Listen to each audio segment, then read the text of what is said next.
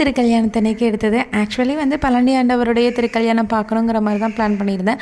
But பூஜையெல்லாம் முடிச்சுட்டு வரதுக்குள்ள வந்துட்டு அவருக்குள்ள திருக்கல்யாணமே ஓவர் ஆயிட்டு 10:30 to 11:30 அப்படிங்கிறதுனால எனக்கு கிடைச்சது மருதாச்சலமூர்த்தியோட திருக்கல்யாணம் தான்.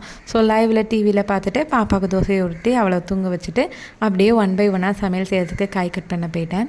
இந்த 6 நாளில் எனக்கு வந்துட்டு சமையல் செய்கிறதுக்கு இருந்த இன்ட்ரெஸ்ட்டை விட திருக்கல்யாணம் சாப்பாடு செய்யும்போது மனசுக்குள்ளே அவ்வளோ சந்தோஷமாக ஒரே ஒரு ஒரு பூஸ்டப் மாதிரி இருந்தது. புத்துணர்ச்சியாக வேக வேகமாக செய்யணும். அண்ட் அதே மாதிரி சாமிக்கு வந்துட்டு என்னதுன்னா நல்லா சூடாக வேறு செய்யணும் அப்படிங்கிற மாதிரி மைண்டுக்குள்ளே ஓடிட்டே இருந்தது.